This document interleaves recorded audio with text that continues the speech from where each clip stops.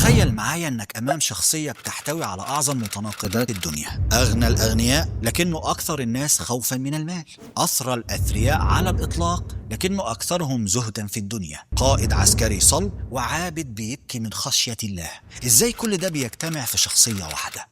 احنا النهاردة مش هنحكي قصة سيدنا عبد الرحمن بن عوف وخلاص، احنا هنعمل تحليل نفسي عميق لعقله ونفسيته وسر ثرائه، علشان نفهم ازاي قدر يوازن بين النجاح المادي وإيمانه وزهده، وازاي الصراع الداخلي اللي عاشه ما كانش نقطة ضعف لكنه كان سر قوته واكتماله النفسي، حتى نصل في النهاية للسؤال الجوهري: ازاي الشخصية النادرة دي قدرت تملك الدنيا بس في نفس الوقت الدنيا ما تملكهاش؟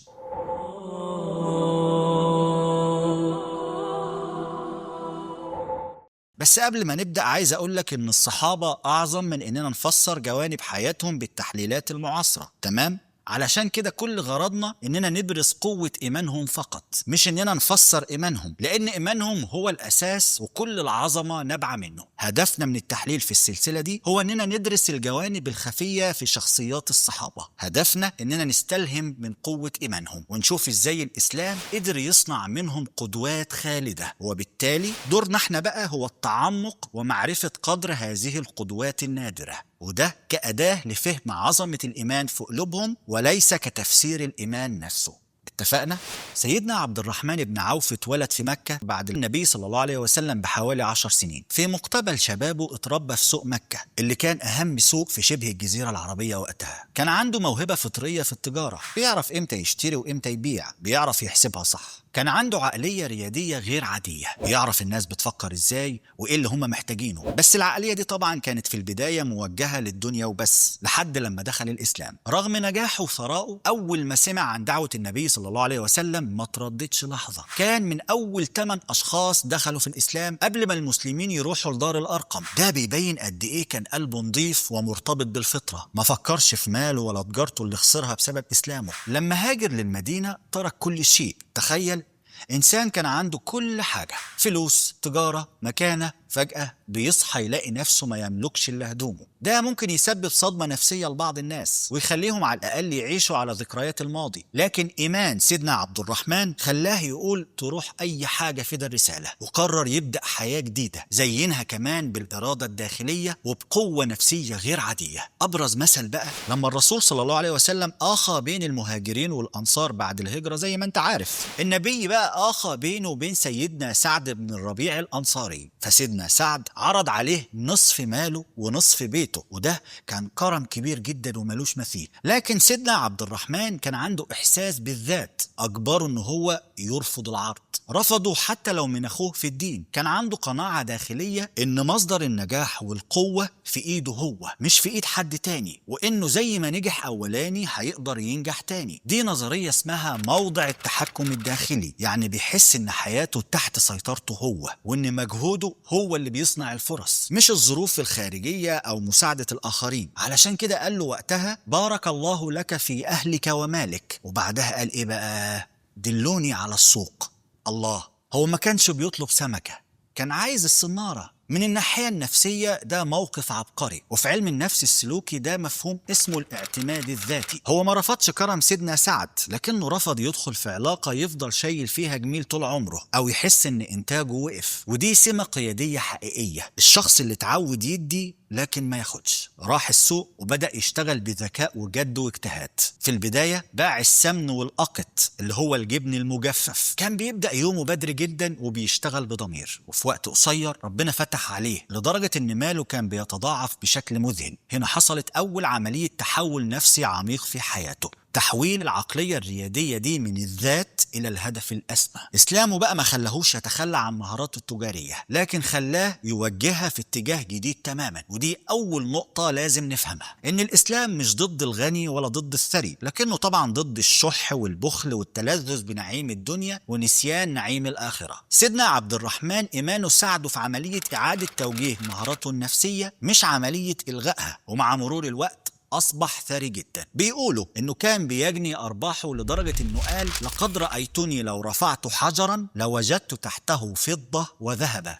يعني هو بيعترف بنفسه إنه كان بيلاقي الخير لوحده، لدرجة إنه كان بيحتمل إنه لو رفع حجر هيلاقي تحته ذهب أو فضة. عارف الراجل اللي يقولك عليه التراب في ايده بيبقى ذهب؟ بس ده مش حظ، دي بركة، والبركة دي جت من الأمانة والإيمان والعمل بضمير، وجت بقى من المبادئ اللي هحكيها لك دلوقتي. من أهم مبادئ سيدنا عبد الرحمن بن عوف: كلما زادت النعمة زاد الخوف. دي أهم نقطة في تحليل شخصيته. العلاقة بين عبد الرحمن بن عوف والمال ما كانتش علاقة حب، كانت علاقة معقدة جدا. أنا ما بحبكش بس محتاج لك، وبرضه فيها خوف وقلق. كل ما ماله يزيد خوفه من ربنا بيزيد، كان بيخاف إن يكون ربنا بيعجل ليه كل نعيمه في الدنيا وإنه ما يكونش ليه نصيب في الآخرة. ده نوع من أنواع القلق الوجودي عند المؤمن، اللي هو القلق من مصير النفس في الآخرة. سيدنا عبد الرحمن بن عوف كان بيتعامل مع القلق ده بقى بطريقة عجيبة جدا. كان بيحاربه ويتخلص منه ازاي؟ بالإنفاق المفرط والمستمر.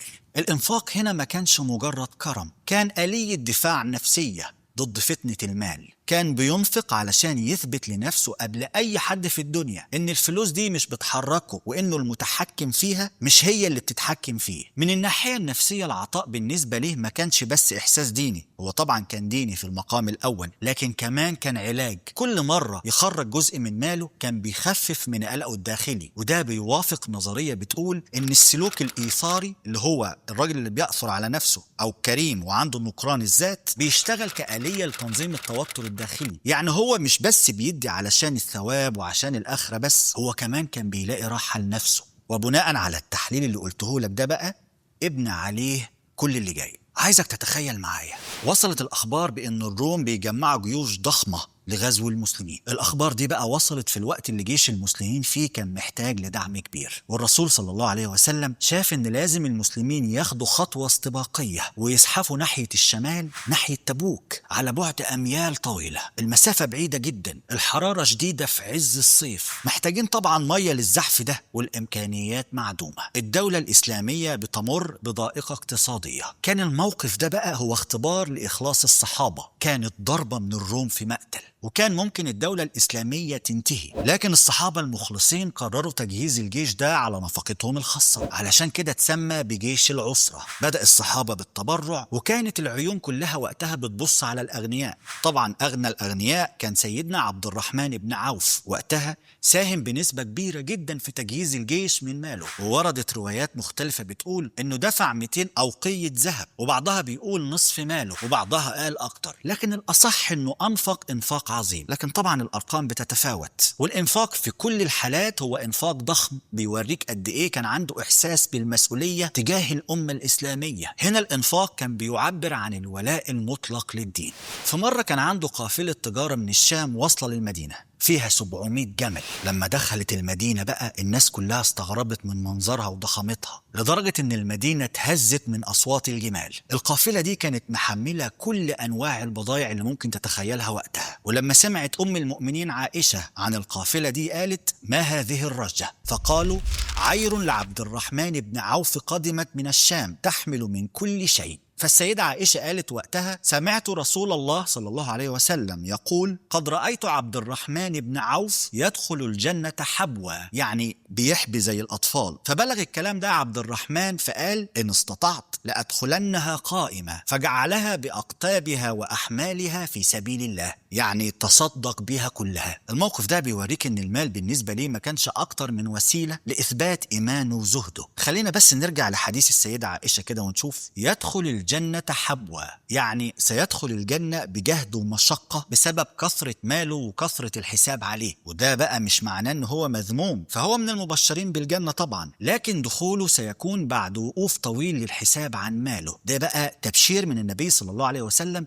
إن ماله هيكون ضخم جدا، وعلشان ضخامته هيستغرق وقت طويل في حساب من أين اكتسبته وفيما أنفقته، وده بيدل على ضخامة ثرائه. عايزين بقى نعرف إزاي سيدنا عبد الرحمن بن عوف وازن بين الثراء ده وبين التصدق بهذه السهولة. الشخص المؤمن الغني عادة بيبقى عنده خوفين: خوف من الفقر وخوف من الآخرة. لكن عبد الرحمن كان عنده نظام نفسي مختلف. المال وسيلة مش غاية، يعني حبه للمال مش حب امتلاك، إنما كان حب إدارة، حب نجاح. وده اللي خلى تصرفاته دايما عقلانية. كان ممكن يبقى بخيل جدا بحجة إن هو خايف من الفقر، أو يكون مبذر بحجة إن هو متوكل وسايبها على الله، لكن لا، شخصيته وقفت في النص، حافظ على مصدر المال علشان يقدر ينفق باستمرار، وفي نفس الوقت كان سخي وكريم. وده نوع من تنظيم الذات المالي، وده اللي بيخلي سيدنا عبد الرحمن نموذج فريد، الغني اللي بيملك المال وما بيخليش المال يملكه. من أسرار ثراء سيدنا عبد الرحمن بن عوف إنه كان دايما سابق بخطوة في التجارة، بيشتري في السوق صح وبيعرف إمتى يبيع صح، ويقدر يشوف النقص في السوق قبل ما يظهر، وده علميا اسمه الحدس التجاري. ودي مش مجرد مهارة عقلية، ده نوع أصلا مزروع فيه، نوع من الحس الداخلي اللي بيجمع بين الخبرة الطويلة والانتباه للتفاصيل الدقيقة. المثير بقى إن الحدس ده ما كانش بيتوقف عند المال، نفس الفراسة التجارية دي استخدمها في فهم النفوس، فهو كان مستشار مهم في قرارات الدولة الإسلامية. من أهم أسباب ثراء سيدنا عبد الرحمن بن عوف إنه كان بيربح هامش ربح قليل، فيبيع كتير ويكسب أكتر، فيدور المال سريعا وما تتقالش دورة رأس المال. يعني عمره ما عطش السوق ولا احتكر سلعة. امتاز بسمعة طيبة لدى تجار التجزئة، وكان الكل بيتهافت عليه. ليه بقى؟ لأنه اتشهر بالصدق والأمانة والبضاعة الجيدة، وكان بيدي بضاعة للتاجر الصغير الأمين ويحصل منه المقابل بعد ما يبيع.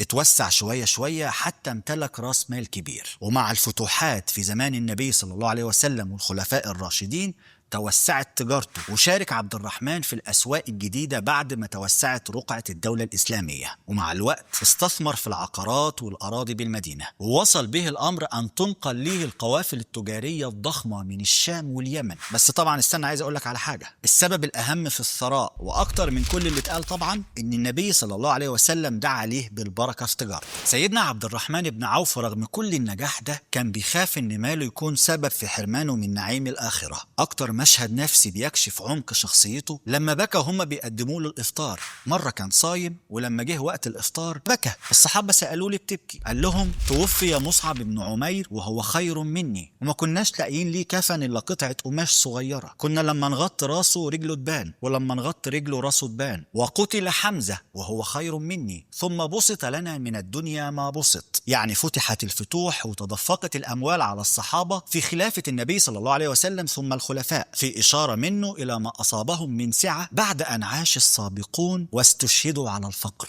قال وقتها وأنا أخشى أن تكون حسناتي قد عجلت لي في الدنيا. تخيل سيدنا عبد الرحمن بن عوف بيبكي بعد كل الكرم ده علشان خايف يكون خد نصيبه في الدنيا خلاص. ده مش مجرد زهد، دي يقظة روحية عالية جدا بتخليه يشوف الدنيا بمنظور مختلف تماما. ده اسمه علميا قلق الضمير، ودي حاجة عكس الخوف من الفقر، وهي الخوف من النعيم. السبب ده خلى سيدنا عبد الرحمن ما كانش يتلذذ بماله بشكل أناني. كل مرة يوسع ربنا عليه كان عقله الباطن يذكره إن ده اختبار، وفي لحظة الأكل اللي هي قمة الاستمتاع بالنعمة يخرج الإحساس ده ويترجم لبكاء. ده دليل على شدة الوعي الذاتي، والوعي الذاتي ده هو اللي خلاه يحافظ على التوازن بين الغنى والورع. رغم الثراء والغنى ده سيدنا عبد الرحمن كان بيشبه نوعيا سيدنا عثمان بن عفان في الجمع بين التجارة النزيهة والحياء. الكلام ده طبعا احنا حكيناه في حلقة سيدنا عثمان، لكن سيدنا عثمان كان طبعا اكتر في الحياء شوية. سيدنا عبد الرحمن بن عوف كان معروف برقة قلبه. لما كان بيمشي مع النبي صلى الله عليه وسلم كان صوته دايما منخفض في الكلام مع النبي، كان بيخشى انه يرفع صوته على صوت النبي.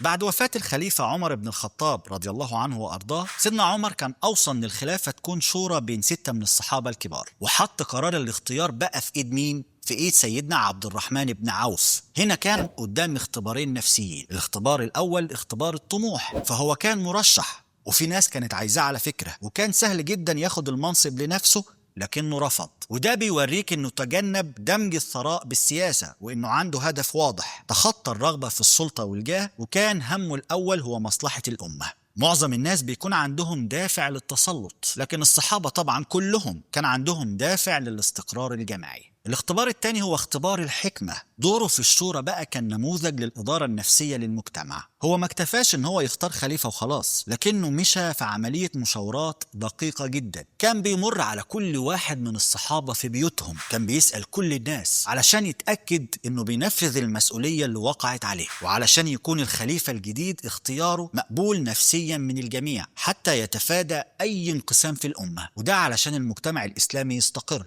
سيدنا عبد الرحمن بن عوف كمان كان مقاتل شجاع، وهنا بقى قد يبدو التناقض. ازاي تاجر ناعم الحس بس بالمال يدخل معارك دموية. لكن لو بصينا نفسيا هنفهم الشخصية المتوازنة مش اللي تلغي جزء منها، لكن اللي تقدر تنتقل من دور لدور حسب الموقف. وده بيفسر خاصية نفسية تعرف باسم المرونة التكيفية، يعني القدرة على التحول النفسي من حالة سلمية لحالة قتالية من غير ما ينهار التوازن الداخلي. في بدر أصيب بجروح خطيرة، هل ده بقى كسره؟ بالعكس، بيبص لنص الكوباية المليان. انك تفسر الألم على انه جزء من رحلة المعنى. الجرح ما كانش عائق، لكن كان بالنسبة له فرحة بالجهاد، كان وسام. لما تقرأ سيرته هتلاقي ان النقطة المركزية في نفسيته كانت الصراع بين النعيم والهاجس الدائم من الحساب. ده اللي خلى مواقفه كلها تتلون بلون التوازن. ما كانش زاهد كامل بيسيب الدنيا، ولا كان برضه غارق فيها. الاعتدال هنا ما كانش موقف وسط جبان، لا، ده كان موقف قوي ناتج عن وعي حاد بخطورة الانحراف يمين أو شمال.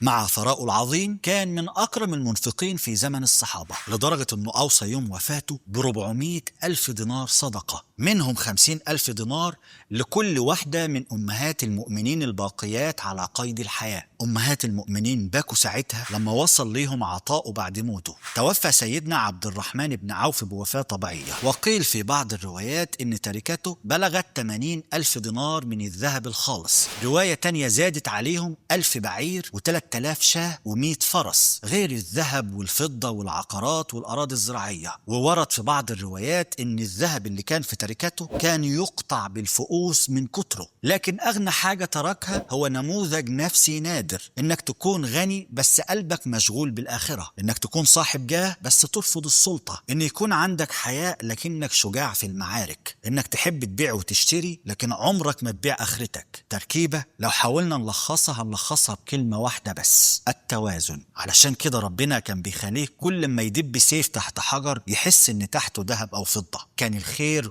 هو اللي بيجري عليه والثراء هو اللي بيجيله. سيكولوجية عبد الرحمن بن عوف بتوريك إن الإنسان ممكن يجمع بين كل المتناقضات ويبني التوازن اللي قلت لك عليه ده: المغامرة في التجارة الشريفة، والتأمل في الدين، والشجاعة في الحرب، والزهد في الدنيا. وسيكولوجيته بتعلمنا دروس مهمة، بتعلمنا قوة الإرادة، لأن النجاح مش بيجي من الحظ أو المساعدة، لكن بيجي من الإرادة القوية والاعتماد على الذات. بتعلمنا الزهد كآلية نفسية، لأن الزهد مش معناه إنك ما تملكش فلوس، لكن معناه إن الفلوس دي هي اللي ما تملككش. بتعلمنا ان النجاح الدنيوي ليس نقيضا للسعادة الأخروية، لأن الإنسان ممكن يكون ناجح جدا في الدنيا وفي نفس الوقت يكون أقرب الناس إلى ربه، بشرط إنه يعرف يوازن بين الاتنين، يكسب خير الدنيا ونعيم الآخرة. اللهم صل وسلم وبارك على سيدنا محمد وعلى آله وصحبه أجمعين. في النهاية شاركنا برأيك، وما تنساش بقى تشترك في القناة أو تتابعنا على صفحة الفيسبوك علشان نقدر نكمل السلسلة. والأهم من كل ده بقى ما تنساش تصلي على النبي